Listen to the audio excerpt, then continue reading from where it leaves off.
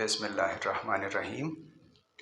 आज हम एप्पल और स्ट्रॉबेरी का ब्लेंड बना के उसका एप्पल जैम बनाएंगे। ब्लेंड हम इसलिए बना रहे हैं इसका कि इसमें से स्ट्रॉबेरी और एप्पल दोनों की न्यूट्रिएंट्स आ जाए और इनकी खुसूसियात, दोनों की मुश्तरका खुसूसियात इसमें से शामिल हो जाएं।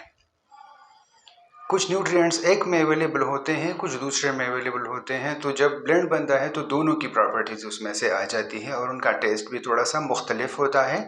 और जब ये कंज्यूमर्स के लिए, कस्टमर्स के लिए अट्रैक्टिव बन जाता है तो फिर इसकी सेल कमर्शियल बेस पर भी की जा सकती है। जैम असल में कुछ इंटरमीडिएट मॉइस्चर प्रोडक्ट होते हैं कि इसमें से ना तो मॉइस्चर कंटेंट बहुत ज़्यादा होता है और ना ही बहुत कम होता है, और इसमें से जो अवेलेबल वाटर है तो वो फिज़िकली बाउंड वाटर की शक्ल इख्तियार कर लेती है ताकि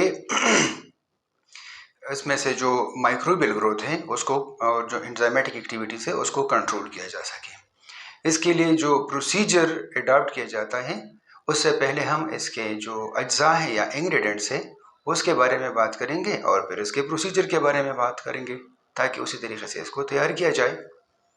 सबसे पहले तकरीबन 1 kg फ्रूट लिया जाता है।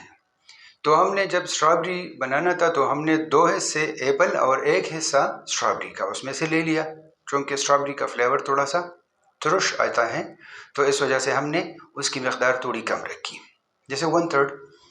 फिर 750 ग्राम्स उसमें से हमने चीनी ले ली, 100 ml हमने वाटर ले लिया, 2 ग्राम्स हमने सिट्रिक एसिड, रेस्पबेरी जो कलर है वो ले लिया और फ्लेवर भी ले लिया SMC, और फिर 2 gram sodium benzoate as preservative ले लिए। उसको जो बनाने का प्रोसीजर है वो कुछ इस तरह है।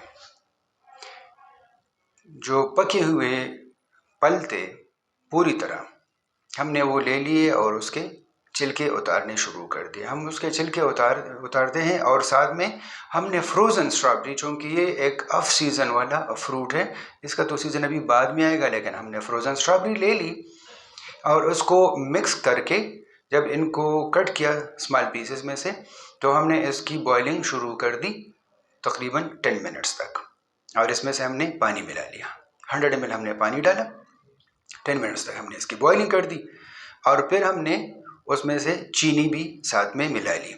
जब हमने चीनी मिलाई तो फिर हमने इसको दोबारा हीट पे रखना शुरू कर दिया और इसकी टेम्परेचर हमने इसको देना शुरू कर दिया और 2 ग्राम सिट्रिक एसिड इसमें डाल दिया और उसको उस वक्त तक हीट देते रहें जब तक कि इसका टेम्परेचर 104 और 106 के बीच में ना आ जाए, उस तक पहुंच जाए, और उस वक्त तक इसको हीट देते रहें जब तक इनके ब्रेक्स 65 से 68 तक आ जाते हैं।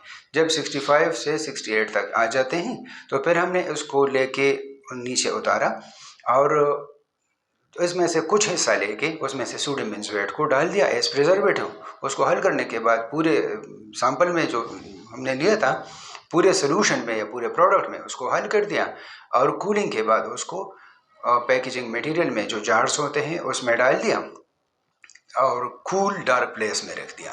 कूल डार्क प्लेस में रखने की वजह यह है कि बाज़ सेंसिटिव होते हैं लाइट जिसके इंग्रेडिएंट्स है, ताकि वो बच जाए, और जो कूल प्लेस में रखते हैं ताकि जो एंजाइम्स है, माइक्रो ऑर्गेनिजम्स इसमें अगर प्रेजेंट हो, माइक्रो ऑर्गेनिजम्स प्रेजेंट हो सकते हैं ताकि वो इसमें से ग्रो ना कर सके और इस फूड को स्पॉइल ना कर सके और इसकी शेल्फ लाइफ मैक्सिमम रहे। ये एक पूरा प्रोसीजर हमने अडॉप्ट किया था इसके लिए। अगर इसके मुतालिक आपकी कोई सजेशन, कोई राय या कोई सवाल पूछना हो तो हमें आपकी राय का इंतज़ार रहता है। Thank you.